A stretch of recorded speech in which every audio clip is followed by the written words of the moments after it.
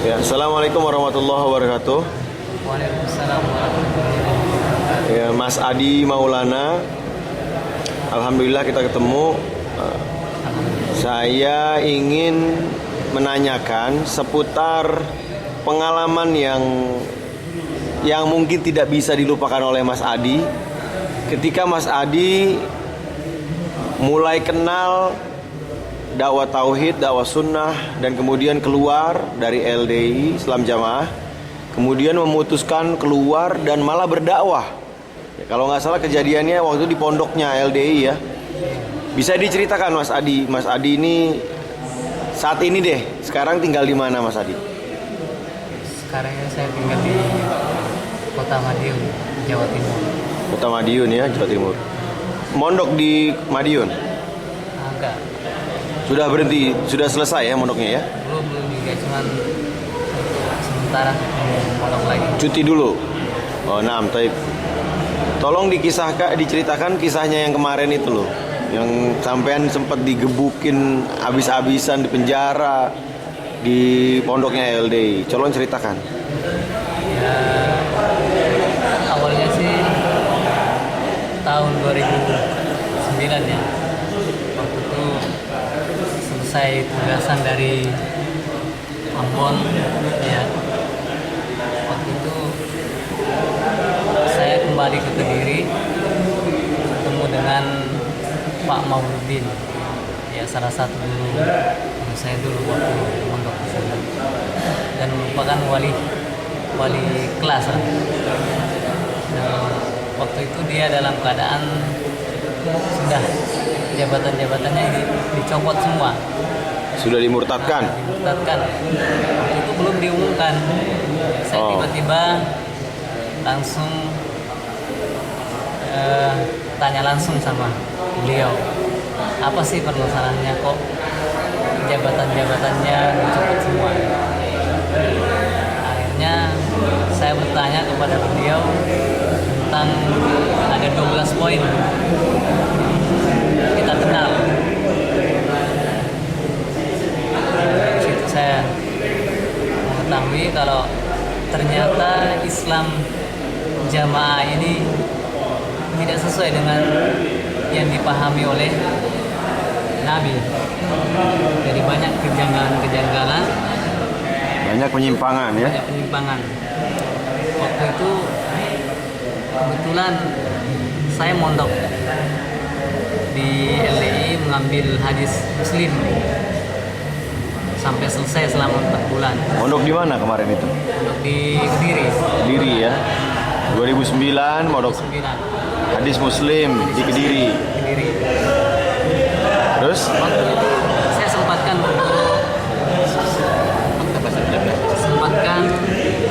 untuk bertanya langsung kepada beliau. Setelah selesai mondok, hadis besarnya sudah selesai. Waktu itu saya mau pulang ke rumah. Ya, ini waktu itu masih tinggal di Palopo waktu itu. Waktu itu pulang, ketemu orang tua. Kemudian setelah ketemu dengan orang tua, balik lagi ke Pondok Kediri waktu itu. Itu tahun 2009 akhir, bulan September. Nah, setelah itu saya mencari tugasan waktu itu. Kemudian sama pengurus baliknya namanya Pak Ajis MT, saya ditempatkan di Madiun waktu itu. Iya. Nah, setelah di Madiun saya ketemu dengan mantan Islam Jamaah, itu namanya Nur Iza. Oh iya, nah. Iza, Nanang, dan beberapa mantan Islam Jamaah di sana. Saya kemudian belajar dari mereka. Kemudian saya dikasih bantahan tentang Islam Jamaah. Penyimpangannya menurut pemahaman. Ya, Setelah itu karena merasa apa yang saya sampaikan selama ini adalah tidak benar. Yang seharusnya saya tugas selama setahun di situ, saya nggak betah jadinya. Jadi saya cuma tugas 2 minggu. Waktu itu langsung minta untuk sama imam kelompoknya sana untuk berhenti untuk tugas. Alasan saya waktu itu mau kembali ke Jambi. Akhirnya dia diizinkan sama imam kelompoknya. Dan saya ketemu Nur Iza waktu itu terakhir. Saya dikasih bantahan-bantahan lagu sebanyak berapa lembar itu. Kemudian amanatnya supaya disebarkan ke santri-santri Pondok Kediri. Masya Allah. Nyebarin bantahan Magul di Pondok Kediri. Pondok Kediri, iya. Masya Allah. Setelah sampai di Kediri, waktu itu menjelang daerahan, kebetulan orang-orang yang dari luar Jawa itu kumpul di Kediri. Nah, waktu itu saya punya kesempatan Nyebarin. Bagi-bagikan ada 3 lembar yang saya bagikan, sempat saya bagikan. Baru ngebagi 3 lembar. Baru 3 lembar. Masya Allah. Setelah itu Jumat sorenya saya duduk-duduk di gedung Wali Barokah. Waktu itu saya dipanggil satpamnya, kemudian saya ditanya, katanya dipanggil sama Pak Suroso yang pimpinan satpam itu. Kemudian saya ditanya, apa kamu terpengaruh dengan Mauluddin? Waktu itu saya bilang tidak. Terus dia bilang, kalau ternyata dicek terus terbukti bagaimana? Saya bilang nggak apa-apa. Waktu itu langsung yang diincar adalah tas saya. Dibuka tasnya. Langsung dibuka tasnya. Di situ langsung kedapatan buku-buku terjemahan yang mana orang-orang LDI Islam Jamaah ini nggak mau baca-baca buku terjemahan. Di situ ada Sifat Sholat Nabi karya Syekh Albani. Kemudian waktu itu karena terbukti seperti itu, saya nggak bisa apa-apa lagi. Akhirnya saya dibawa ke Pospam. Waktu itu saya langsung digebukin sama orang-orang di sana. Siapa aja yang gebukin? Berapa orang kira-kira? Yang gebukin itu sekitar ada 4 orang. 4 orang. Yang pertama namanya Pak Yoyo, dia oknum polisi. Oknum polisi, Masya Allah. Dia mukul kepala saya itu dengan pistol. Dipukul pakai gagang pistol. Kemudian ada lagi namanya Pak Huda Sabiri. Pak Huda Sabiri. Dia salah satu pendekar Asad. Nah, kemudian ada lagi namanya keamanan, namanya Sapri. Hafal banget ya kayak ini. Kayak dendam apa enggak nih? Masya Allah. Namanya Sapri, anak keamanan dari Manado. Wah. Manado. Ingat terus nih sampai seumur hidup nih. Terus satu lagi ingat. Satu lagi keamanan Pondok. Tapi waktu itu saya nggak tahu namanya siapa. Masya Allah. Waktu itu dipukul terus, kemudian tetap diinterogasi. Kemudian HP saya diambil, kemudian dicek, di situ SMS berita terkirim. Waktu itu ada berita terkirim ke Nur Iza bahwa saya sudah menyebarkan 3 amplop yang berisi bantahan. Jadi Nur Iza tahu sampean di Pondok Kediri. Tahu dan sudah menyebarkan bantahan-bantahan ilmiah. Setelah dicek dan setelah melihat SMS yang berita terkirim itu, orang-orang sana sangat marah.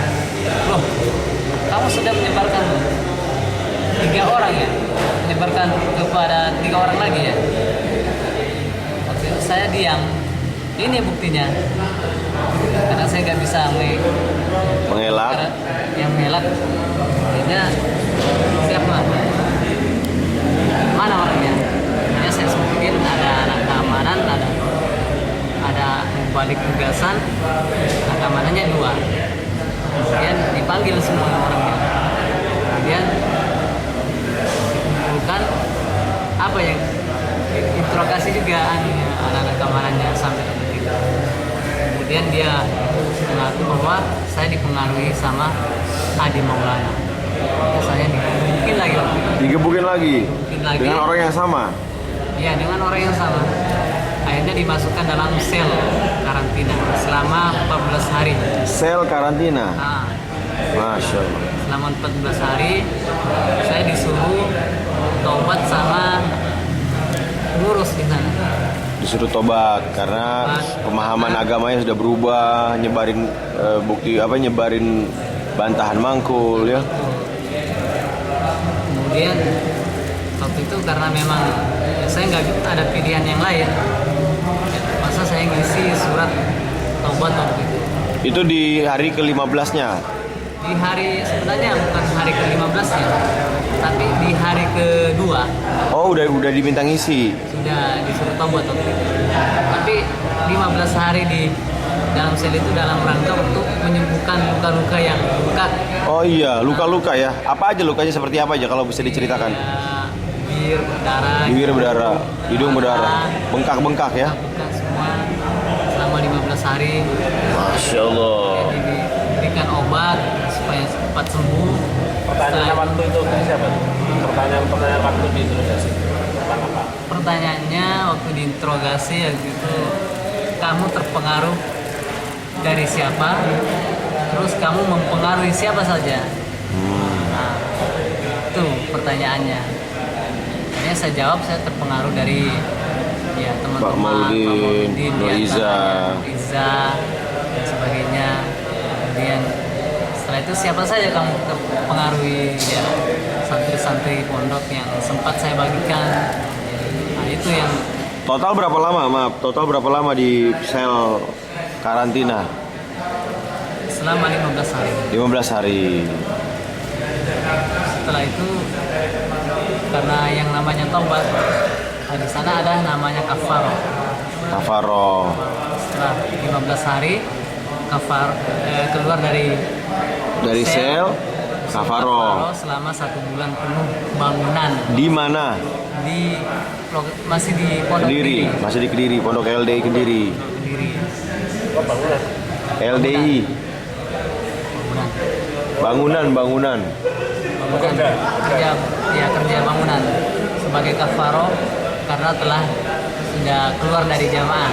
Oh, Masya Allah. Nah, setelah selesai kafaro, kemudian para guru-guru, pengurus-pengurus musyawarah lagi. Ternyata keputusannya harus baiat ulang lagi. Bah, beatnya batal berarti. Ya, batal.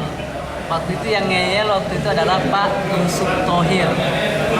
Pak Yusuf Thohir ya. Enggak terima, harus baiat ulang lagi. Akhirnya saya tuh mengajukan kepada pengurus untuk baiat lagi. Waktu itu imamnya Haji Sultan Aulia waktu itu kebetulan nggak ada di pondok waktu itu. Jadi terpaksa saya menunggu sampai hari Jumat menjelang daerahan bulan berikutnya. Iya. Setelah itu saya kemudian mengajukan, ternyata benar diterima. Diterima beatnya lagi? Diterima beatnya lagi. Bahkan saya salah satu orang yang beat khusus kepada Sultan Aulia. Sendirian gitu? Masya Allah. Sendirian. Hanya bertiga, yang satu penuntun beat, kemudian imamnya, kemudian saya sebagai rokyahnya beat lagi. Tergambar nggak waktu itu niatan Anda cuma untuk berpura-pura supaya bisa keluar dari Ya sebenarnya waktu itu strategi aja ya? Strategi aja untuk pura-pura, karena saya tidak punya pilihan yang lain. Saya mau kabur waktu itu nggak bisa. Nggak bisa karena di penjara kan? Di penjara. Lagi pula Jadi strateginya baiat, kemudian diterima sehingga bisa keluar ruangan dan kemudian kabur. Kabur waktu itu. Setelah 15 hari di penjara di Pondok LDI, kemudian 1 bulan menjadi kuli bangunan di proyeknya Masjid Pondok Pesantren LDI di Kediri. Apalagi yang dilakukan setelah itu? Setelah itu keluar ya? keluar dari lingkungan LDI dengan surat sambung. Iya. Kemudian 2010 ada umroh di Jogja Bantul. Itu saya sempatkan ikut. Dan kemudian ketemu dengan mantan Islam jamaah waktu itu. Ya, dan saya curhat sama mereka dan diarahkan untuk sabar. Diarahkan untuk sabar, ya. Kemudian setelah itu saya ketemu dengan ikhwan di sana. Saya dibawa ke Pondok Muntilan Jogja. di Jogja, Muntilan. Nah, selama waktu itu saya memang masih bingung juga mau mondok apa mau pulang waktu itu. Tapi karena memang tidak ada pilihan yang lain waktu itu, ya saya bertahan waktu itu. Bertahan, kemudian ya belajar lah selama kurang lebih 3 tahun ya. Iya. Setelah keluar dari LDI dan tidak pernah mau kembali lagi, kemudian mondok di Pondok Pesantren Ahlussunnah di Muntilan. Apa rasanya sekarang setelah keluar dari LDI? Alhamdulillah saya merasakan benar-benar suatu kebebasan ya, yang Merdeka ya? Merdeka, beribadah secara ikhlas karena Allah, bukan karena takut imam atau takut kepada siapa-siapa. Merupakan suatu kenikmatan yang luar biasa. Ada rasa lega ya. Lega. Apa Mas Adi ini masih menyimpan dendam sama 4 orang ini? Apa Mas Adi ya yang Mas Adi rasakan, atau keinginan apa yang Mas Adi inginkan kepada 4 orang ini? Ya, seandainya mereka dengar dia. Ya mudah-mudahan Allah memberikan petunjuk kepada mereka. Sebenarnya dari diri saya sendiri itu tidak dendam. Nggak dendam. Saya merasa kasihan dengan mereka yang masih terjerat dalam doktrin Islam jamaah yang menyesatkan. Kemudian dengan begitu dia akhirnya terjerumus dalam pemahaman takfiri yang mengkafirkan orang-orang di luar jamaah mereka. Itu yang sangat fatal akibatnya. Semoga mereka dapat hidayah ya. Semoga mereka mendapatkan hidayah. Terus Mas Adi udah keluar, Mas Adi bisa mendoakan mereka, kemudian Mas Adi mondok. Ada nasihat buat warga-warga jamaah LDI yang masih di LDI sekarang, silakan. Ya, saya berharap mudah-mudahan Allah memberikan petunjuk buat para jamaah-jamaah yang masih ada kebaikan di dalam hatinya. Semoga Allah memberikan petunjuk kepada mereka semua. Amin. Karena ya mereka ya masih teman-teman kita semua, saudara-saudara kita semua, ya masih keluarga, masih orang-orang yang dekat dengan kita semua dulunya. Mudah-mudahan mereka mendapatkan petunjuk. Sarannya apa? Tadi doa ya, doa supaya dapat hidayah. Nah sekarang sarannya apa? Saran saya ya supaya banyak belajar, jangan hanya belajar hanya dalam jamaah saja. Jamaah LDI maksudnya ya? Jamaah LDI saja. Karena ilmu itu sangat luas. Ya bisa kita, mungkin kalau ada yang mampu untuk berangkat ke Saudi atau Madinah di sana, coba-coba bertanya kepada para masyayikh di sana yang punya kemampuan, kemudian bawa penerjemah supaya mereka bisa. Ya. Jadi sarannya segera lekas mencari ilmu, karena ilmu itu tidak sesempit yang LDI pahami gitu ya. Iya, benar sekali. Kemudian saran buat orang-orang yang belum masuk LDI. Saran saya bagi teman-teman yang belum masuk LDI supaya jangan masuk di sana, dan supaya membekali diri dengan banyak belajar ilmu Islam yang benar, yang sesuai dengan pemahaman para sahabat salafus soleh. Karena dengan mempelajari agama yang sesuai dengan pemahaman salafus soleh, maka kebid'ahan itu bisa akan terlihat dengan jelas, insya Allah. Bismillah. Nah, terakhir mungkin nasihat Adi ya, yang kita semua pernah di Jamaah LDI, kita menyaksikan mereka orang yang semangat sebenarnya, tapi keliru jalannya kan. Apa nasihat Adi buat orang-orang yang sudah tahu al-haq yang ada di dalam Jamaah LDI tapi terus pura-pura nggak tahu atau mungkin menutup-nutupi al-haq, sehingga jamaahnya itu nggak pernah dikasih informasi yang benar, selalu disimpang siurkan. Nah, ini apa nasihat Adi pada mereka? Saya menasihatkan supaya mereka itu bertakwa kepada Allah dan harus banyak belajar ilmu yang bermanfaat, yaitu ilmu Islam yang sesuai dengan pemahaman para sahabat, dan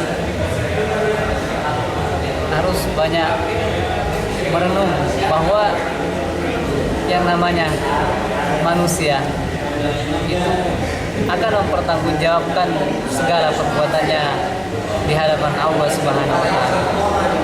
Dan kita sebagai manusia semua akan mati. Nah, kalau kita masih tetap menyembunyikan al-haq, lalu bagaimana pertanggungjawabannya nanti di hadapan Allah Subhanahu wa taala? Yang mana kalau hanya gara-gara dunia, insya Allah kalau kita benar-benar mencintai Allah, insya Allah akan Allah memberikan jalan keluar. Itu saja, insya Allah. Jazakallah khairah. Ya, semoga Allah memberikan kita semua, khususnya Mas Adi, istiqomah alal haq ila husnil khatimah. Barakallahu fikum, syukran jazilan. Assalamualaikum warahmatullahi wabarakatuh. Waalaikumsalam.